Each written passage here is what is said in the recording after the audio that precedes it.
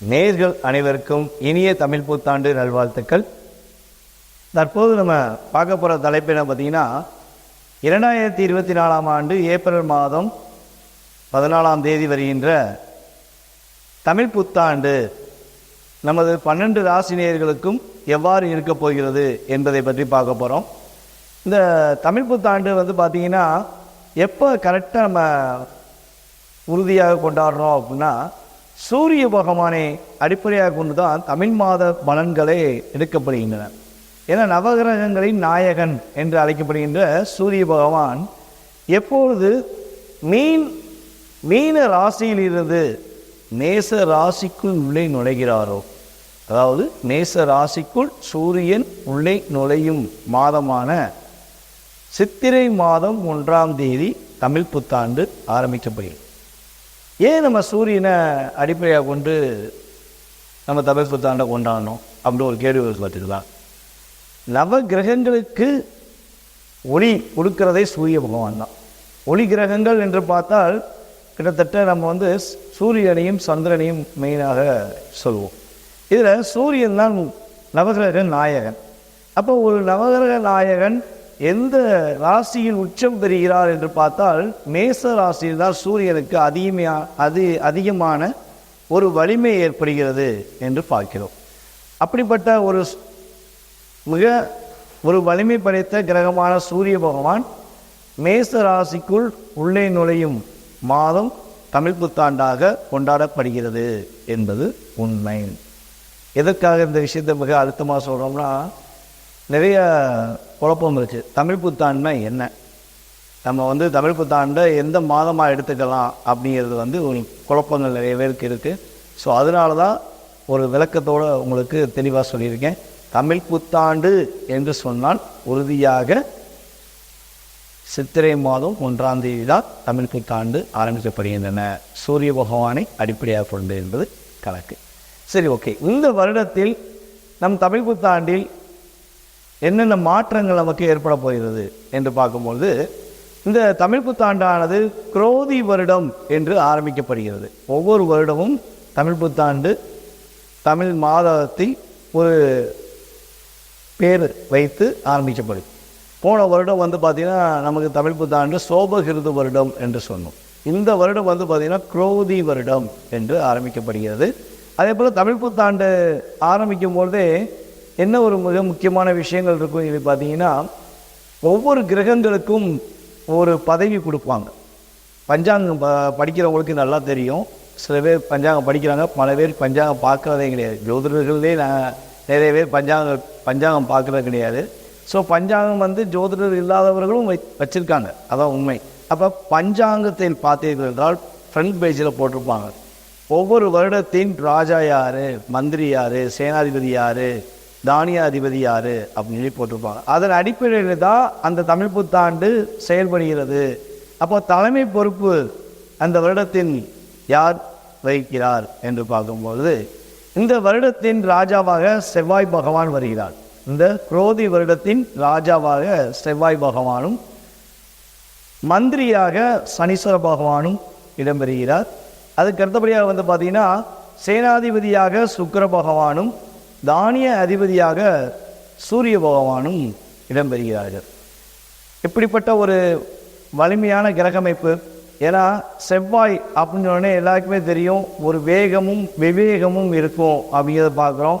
அப்போ ஒரு தலைமை பொறுப்பில் வகிப்பவர் செவ்வாய் என்று பார்க்கும்பொழுது, இந்த வருடம் மிக அதிவேகமான சூழ்நிலை செல்வதற்கான வாய்ப்புகள், ஒரு என்ன சொல்கிறதுனா எதையும் யோசிக்காமல் பட்டு முடிவெடுத்து செய்யப்படக்கூடிய செயல்பாடுகள்லாம் நமக்கு நடப்பதற்கான வாய்ப்புகள் உண்டு என்று பார்க்கிறோம். சரி, ஓகே. இந்த வருடத்தில் ஆரம்பம் என்று பார்க்கும்பொழுது என்ன லக்னத்தில் ஆரம்பிக்கிறது தமிழ் வருடம் அப்படின்னு பார்த்தீங்கன்னா, விருச்சிக லக்னத்தில் ஆரம்பிக்கப்படுகிறது. ராசி என்று பார்க்கும்பொழுது மிதுன ராசி என்று, அதாவது விருச்சிக லக்னத்தில் ஆரம்பிக்கப்படுகிறது. நட்சத்திரம் என்று பார்க்கும்பொழுது திருவாதிரை நட்சத்திரத்தில் தமிழ் வருட பிறப்பு ஆரம்பிக்கப்படுகிறது என்று பார்க்கிறோம். திருவாதிரை நட்சத்திரங்கிறது மேச ராசியிலிருந்து 3ஆம் ராசியாக வரும். லக்னம் என்று பார்க்கும்பொழுது விருச்சிக லக்னம் 8வது லக்னமாக வருகிறது. அப்போ இந்த பாவக அடிப்படையில் பார்க்கும்போது நம்மளுடைய வாழ்க்கையில் ஒவ்வொரு விஷயங்களிலும் எந்த பாவகம் அதிகமாக செயல்பட போகிறது என்று பார்க்கும்போது 3ஆம் பாவமும் மற்றும் 8ஆம் பாவக அடிப்படை சம்பந்தப்பட்ட, அதாவது 3ஆம் இடம் முயற்சி ஸ்தானம், 8ஆம் பாவகம் அதாவது திடீர் அதிர்ஷ்ட யோகங்கள் மற்றும் சில மறைமுக சம்பந்தப்பட்ட செயல்பாடுகள் என்பதெல்லாம் இந்த காலகட்டங்களில் நாம் பார்க்கிறோம். அதே போல் பார்த்திங்கன்னா இந்த தமிழ் வருடத்தில் ஆரம்பத்தில் உள்ள கிரக நிலைகள் என்று பார்க்கும்பொழுது தமிழ் வருடம் ஆரம்பிக்கும்பொழுது உங்களுக்கு 14ஆம் தேதி சித்திரை மாதம் 1ஆம் தேதி ஆரம்பிக்கிறது. குரு பகவான் ஆரம்பத்தில் மேசராசியும் அதுக்கு அடுத்தபடியாக ரிஷபராசிக்குள் நுழைகிறார். அதுக்கு 6ஆம் இடத்தில் கேது பகவான், அதாவது கன்னி ராசியின் கேது பகவானும், அதேபோல் 11ஆம் இடத்தின் சனி பகவானும் செவ்வாய் பகவானும் இணைந்து செயல்படுகிறார்கள். அதேபோல் பார்த்திங்கன்னா 12ஆம் இடத்தில் ராகு பகவான், சுக்கிர பகவான், புதன் பகவான், இந்த கிரகநிலை அமைப்புகளில் நம் தமிழ் புத்தாண்டு ஆரம்பிக்கப்படுகின்றன. ஏன்னா மாத பலன்கள் அப்புறம் தமிழ் வருட பலன்கள் என்று பார்க்கும்பொழுது கிரகங்களின் கோச்சார கிரகங்களின் அடிப்படையில் வைத்து தான் பலன்களை உறுதியாக எடுக்கிறோம் என்று பார்க்கிறோம். ஸோ இந்த வருடம் உங்களுக்கு மிகப்பெரிய ஒரு பொக்கிஷமான வருடமாக, வெற்றிகரமான வருடமாக இருக்க வேண்டும் என்று எல்லாம் இல்ல சிவபெருமானை வேண்டிக் கொள்கிறேன். வாங்க நம்ம ஒவ்வொரு ராசியாக தமிழ் வருடத்தை பார்க்கலாம். விருச்சிக ராசி நேயர்களுக்கு குரோதி வருடம் 2024ஆம் ஆண்டு தமிழ் புத்தாண்டு எவ்வாறு நன்மைகளை கொடுக்க போகிறது? குரோதி வருடம் எப்பொழுது ஆரம்பிக்கிறது பார்த்தீங்கன்னா சித்திரை மாதம் 1ஆம் தேதியே குரோதி வருடம் ஆரம்பிக்கிறது. இதில் இந்த விருச்சிக ராசிக்காரர்களுக்கு என்ன நன்மைகள் கிடைக்க போகிறது? தமிழ் புத்தாண்டில் என்னென்ன நன்மைகள் கிடைக்க போகுதுன்னா, மிகப்பெரிய ஒரு பாக்கியஸ்தானம், மிகப்பெரிய ஒரு நிம்மதியான வருடமாக இந்த தமிழ் வருட பிறப்பை பெறக்கூடிய நபர்களில் முதன்மையானவர்கள் அப்படின்னு பார்த்தீங்கன்னா நம்ம விருச்சிக ராசியை எடுத்துக்கலாம். ஏன்னா கடந்த ஒரு 5 வருடம் கூட சொல்லலாம், 5-6 வருடமாகவே எது எடுத்தாலும் தடை, பிரச்சனை, வம்பு வழக்கு, ஏதாவது ஒரு புதுசாக ஒரு தொழிலை செஞ்சிருவோம், முன்னேறிடுவோம் நினைக்கும் போது தான் ஒரு 5 படி ஏற முடியும், ஒரு படியை தட்டி விட்டு அத்தனை படியிலும் கீழே விழக்கூடிய சூழ்நிலைகள்லாம் ஏற்படுத்திடுறாங்க. இது யார் செய்கிறா? நண்பர்கள் செய்கிறார்களா அல்லது உறவினர்கள் செய்கிறார்களா இல்லை தனக்குத்தானே செஞ்சுக்கிறோமா அப்படின்னு கேள்வியை தனக்குள்ளேயே கேட்டுக்கிருக்கவங்க தான் விருச்சிக ராசிக்காரர்களாகவே இருக்கிறீர்கள். இதில் கடந்த நவம்பர்லேருந்தே பார்த்திங்கன்னா அதிகமான மன அழுத்தத்தை சந்தித்து கொண்டிருக்கீங்க. யாருன்னு பார்த்தீங்கன்னா விருச்சிக ராசியில் கேட்டை நட்சத்திரத்தை சார்ந்த நபர்கள் அதிகமான ஒரு விஷயத்தை பலவிதமாக யோசித்து பல போராட்டத்தை சந்தித்து கொண்டிருக்காங்க.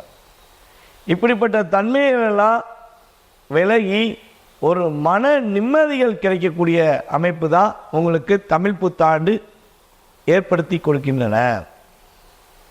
இந்த வருடத்தில் ஏற்கனவே சொன்ன மாதிரி குரு பகவான் மட்டும்தான் மே மாதம் 1ஆம் தேதிக்கு மேலே இடம் மாறுறாரு. அதாவது உங்கள் ராசிக்கு 6ஆம் இடத்துலேருந்து 7ஆம் இடத்துக்கு பயணம் செய்கிறார். மற்ற கிரகங்கள் எல்லாமே பார்த்திங்கன்னா அதாவது வருடக்கோள்களான சனி பகவான் மற்றும் ராகுகேது பகவான் எல்லாருமே அந்தந்த இடத்துல அப்படியே, அதாவது சனி பகவான் கும்பத்திலையும் ராகு பகவான் மீனத்திலையும் கேது பகவான் கன்னியிலையும் அமர்ந்திருக்காங்க. இது அப்படியே அமர்ந்து தான் இருப்பாங்க, அதில் எந்த மாற்றம் இல்லை. அவங்க அடுத்த வருடம் தான் இடமாற்றம் அடைகிறார்கள், இதுதான் உண்மை. ஸோ இந்த குரு பகவான் மாற்றங்கள் மூலமாக உங்களுக்கு மிகப்பெரிய ஒரு மகிழ்ச்சியான சூழ்நிலைகள், மிகப்பெரிய ஒரு பாக்கியமான சூழ்நிலைகள் ஏற்படுகிறது உறுதியாக. உங்களுடைய திருமணம் சம்பந்தப்பட்ட தடைகள் விலகி திருமணம் கைகூடுவதற்கான வாய்ப்புகள் உங்களுக்கு உண்டாகின்றன. கணவன் மனைவிக்குள்ளே உள்ள பிரச்சனைகள் விலகி சுமூகமான ஒரு தீர்வு ஏற்படும். நீங்கள் உங்களுடைய கணவனை புரிஞ்சுக்கிட்டு நீங்கள் விட்டு கொடுத்து போகிறது, உங்களுடைய கணவர் உங்களை புரிஞ்சுக்கிட்டு விட்டு கொடுத்து போகிறது, இந்த தன்மையெல்லாம் அதிகமாக இருக்கும். சகோதரர்கள், இளைய சகோதரர்கள், மூத்த சகோதரர்களுக்கு இடையே ஏற்பட்ட, உங்களுடைய மூத்த சகோதரராக இருந்தாலும் சரி, இளைய சகோதரராக இருந்தாலும் சரி, உங்களுக்கு ஏதாவது ஒரு தேவையில்லாத ஒரு மன அழுத்தத்தையோ இல்லை உங்களுக்குள்ளே ஒரு பேச நினச்சா கூட பேச முடியல, ரொம்ப ஒரு போராட்டமாகவே இருக்குது அப்படிங்கிற தன்மைகள் இருந்துச்சு அப்படின்னா அது விலகி உங்கள்கிட்ட அவங்களே வாண்டடாக இறங்கி பேசுவதற்கான ஒரு அமைப்பை கிரகங்கள் ஏற்படுத்தி கொடுக்குது. விவசாயம் சம்பந்தப்பட்ட தொழில் செய்யும் நம் விருச்சிக ராசிக்காரர்களுக்கு அதிவேகமான லாபங்களை கொடுக்க போகுது. நீங்கள் என்ன பயிரிட்டாலும் உங்களுடைய ஒரு கடினமான உழைப்புக்கு, கடினமான முயற்சிக்கு வெற்றி கிடைக்கக்கூடிய வருடமாக விவசாயிகள் இந்த வருடத்தில் எடுத்துக்கொள்ளலாம் அப்படிங்கிறத பார்க்குறோம். அதுபோல் மூத்த சகோதர சகோதரிகளுக்கு திருமணம் நடக்கவே இல்லை சாமி அப்படின்னா கண்டிப்பாக உங்களுடைய ராசியின் அடிப்படையில் பார்க்கும்பொழுது அவர்களுக்கு நடைபெறுவதற்கான வாய்ப்புகள் உண்டு. குழந்தை பாக்கியத்துக்குரிய தன்மையில் தடைகள், கவலைகள் அப்படிங்கிற சூழ்நிலையே இருக்கும் நம் விருச்சிக ராசிக்காரர்களுக்கு இந்த வருடத்தில் குழந்தை பாக்கியம் கிடைப்பதற்கான ஒரு சூழ்நிலை ஏற்படுத்தி கொடுக்கும். அதுவும் பார்த்திங்கன்னா இந்த வருடத்தில் உங்களுடைய வாழ்க்கையில் மிகப்பெரிய ஒரு மறக்க முடியாத ஒரு நல்ல செயல்கள் நடக்கும். கவலையே பண்ண வேண்டாம். ஏன்னா நம்ம சொல்கிற பலன்கள் எல்லாமே பார்த்திங்கன்னா குறைஞ்சது உங்களுடைய ராசியின் அடிப்படையில் 30% கிரகத்துடைய மாற்றங்கள் மூலமாக ஏற்படுகிறது. இதில் உங்களுடைய சுய ஜாதகத்தை பார்க்கும்போது அந்த 70% ஃபேவராக இருந்துச்சுன்னா இந்த 30% உங்களுக்கு ஒரு பூஸ்டாக கிடைக்கும். இதுதான் உண்மை. சரியா? இப்போ ஆனால் இந்த அதுக்காண்டி நன்மையே நடக்காமல் இருந்துருமானா கண்டிப்பாக ஒரு மாற்றம் இருக்கும். ஒரு நல்ல விதமான மாற்றங்கள் இந்த வருடத்தில் நீங்கள் எதிர்பார்த்த ஒரு விஷயமாச்சும் கண்டிப்பாக நடக்கும். நீங்களே ஒரு சொல்லுவீங்க, பரவாயில்ல இந்த வருடம் நமக்கு ஒரு மகிழ்ச்சியான வருடமாக இருக்குது அப்படின்னு சொல்லுவீங்க. இதில் இன்னொரு முக்கியமான விஷயம் பார்த்திங்கன்னா, குரோதி வருடம் ஆரம்பிக்கிற வருடமானது உங்களுடைய வாழ்க்கையில் மாற்றத்தை கொடுக்கக்கூடிய வருடமாக இருக்க போகுது. ஏன்னா இந்த வருடத்தின் ராஜாவாக ஒவ்வொரு வருடமும் ராஜா, மந்திரி, சேனாதிபதி அப்படின்னு சொல்லி கிரகங்களுடைய அடிப்படையில் நம்மளுடைய பஞ்சாங்கத்தை பார்க்குறவங்களுக்கு தெரியும். கிரகத்துடைய அடிப்படையில் இவர்கள் இந்த வருடத்தை ஆளுமை கொள்வார்கள் அப்படின்னு பார்ப்போம். ஸோ அதன் அடிப்படையில் பார்க்கும்போது உங்களுடைய ராசியின் அதிபதியான செவ்வாய் பகவான் தான் இந்த வருடத்தின் ராஜாவாக இருக்கிறார். அதுவே ஒரு பெரிய ஒரு ப்ளஸ் பாயிண்ட் பார்த்துக்கோங்க. அப்போ நீங்கள் தைரியமாக எதையும் மனசில் உள்ளதை தெளிவாக ஒரு தைரியமாக தைரியமாக நீங்கள் செய்யக்கூடிய தன்மையில் உங்களுடைய கிரகங்கள் உங்களுக்கு நன்மையை கொடுக்க போகின்றன என்பதை பற்றி பார்க்கும். அப்புறம் தாயாரின் உடல் ஆரோக்கியம் சம்பந்தப்பட்ட விஷயங்களில் கொஞ்சம் கவனம் செலுத்துங்க. ஏதாவது சின்ன சின்ன பாதிப்புகள், சின்ன பிரச்சனைகள் ஏற்பட்டுச்சுன்னா உடனே அவங்கள கூட்டு போய் மருத்துவ செலவுக்கு நீங்கள் கரெக்டாக கொடுத்தீங்கன்னா, தாயாரை கவனிக்காத விருச்சிக ராசிக்காரர்கள் யாருமே வெற்றி பெற்றதாக சரித்திரம் இல்லை. இதான் உண்மை. விருச்சிக ராசிக்காரங்க மட்டும் கட்டாயமாக தாய் வாசம் அதிகமாக வைக்கணும். உங்கள் அம்மா உங்களுக்கு எந்த அம்மாவும் கெட்டது பண்ணுறது கிடையாது. சில கிரகங்களின் அடிப்படையில் தாயார் சில கிரகங்களில் உங்களுக்கு ஒரு பாதிப்பை கொடுத்தாலுமே நீங்கள் உங்களுடைய தாயாருக்கு கொடுக்கக்கூடிய மரியாதை, மதிப்பு, பொருளாதார ரீதியான உதவிகள் நீங்கள் செஞ்சுக்கிட்டே தாங்க இருக்கணும். இது உங்கள் கர்மா. இது நீங்கள் செய்வது மூலமாக உங்களுடைய சன்னதியின் வாழ்க்கை சிறப்பாக இருக்கும். இதுதான் மிகப்பெரிய முக்கியமான விஷயம். இந்த வருடத்தில் நீங்கள் உதவி, அதாவது உங்களுடைய வாழ்க்கையில், தமிழ் வருட பிறப்பில் வாழ்க்கையில் நிறைய மாற்றங்கள் ஏற்படணும், மிகப்பெரிய ஒரு முன்னேற்றங்கள் ஏற்படணும், தடைகள் விலகி மகிழ்ச்சியில் கிடைக்கும்னு நினச்சிங்கன்னா ஊனமற்றவர்களுக்கு உங்களால் முடிஞ்ச உதவியை செய்யுங்க. வயதான ஊனமற்றவர்களாக இருந்தாலும் சரி, அல்லது குழந்தைகள் இல்லை வாலிப பருவத்தில் உள்ள ஊனமற்றவர்களுக்கு உங்களால் முடிஞ்சளவு உதவி செய்ய உங்களுடைய வாழ்க்கையில் மிகப்பெரிய வெற்றியும் மகிழ்ச்சியும் உண்டு என்று பார்க்கிறோம். இந்த வருடத்தில் மூத்த சகோதர சகோதரிகள் அல்லது உங்களுடைய இளைய சகோதர சகோதரிகள் அல்லது உங்களுக்கே திருமண தடைகள் இருக்குன்னா விலகி உங்கள் குடும்பத்தில் சுப நிகழ்ச்சிகள் உறுதியாக நடைபெறுவதற்கான வாய்ப்புகள் ஏற்படுகிறது. தெளிவாக எடுத்துக்கலாம். அதுக்கடுத்தபடியாக பார்த்திங்கன்னா, யாருக்காச்சும் செகண்ட் மேரேஜ் முடிக்கணும், ஃபஸ்ட்டு மேரேஜில் பிரச்சனை இருக்குது, டைவர்ஸ் வாங்கிட்டேன் இல்லை டைவர்ஸ்க்காக காத்திருக்கேன் அப்படின்னா கட்டாயமாக இந்த வருடத்தில் உங்களுக்கு 2வது திருமணத்துக்குரிய வாய்ப்புகள் உங்களுடைய ராசியின் அடிப்படையில் உள்ளது. அதுக்காண்டி நல்லா ஒற்றுமையாக இருக்கவங்களாம் டைவர்ஸ் 2வது மேரேஜ் முடிப்பாங்க நான் சொல்லலை. கிரக ரீதியாக, தசாபுத்தி ரீதியாக டைவர்ஸ்க்காக காத்திருப்பவர்கள் அல்லது டைவர்ஸ் வாங்கிட்டு செகண்ட் மேரேஜுக்காக காத்திருப்பவர்களுக்கு ஒரு நல்ல விதமான 2வது வாழ்க்கை துணை அமைவதற்கான வாய்ப்புகள் உண்டுன்னு தான் தெளிவாக சொல்லியிருக்கேன்.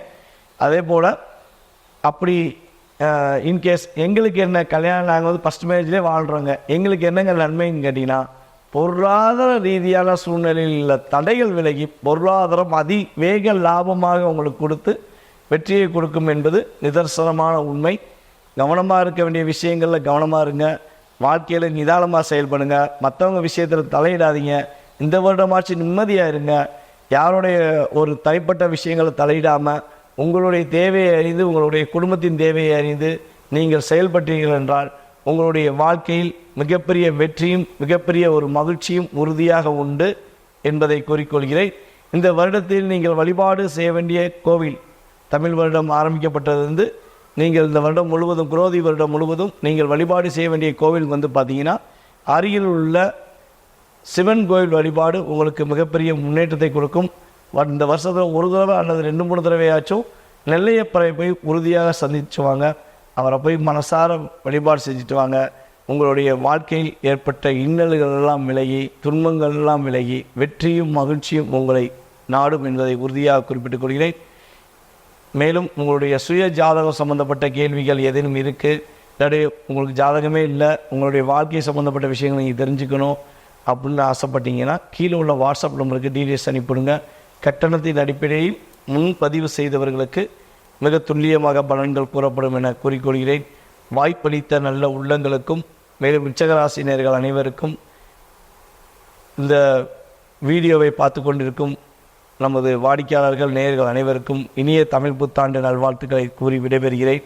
நன்றி, வணக்கம். நான் உங்கள் டிஜே சுந்தரபாண்டி, சிவகாசியிலிருந்து. நன்றி.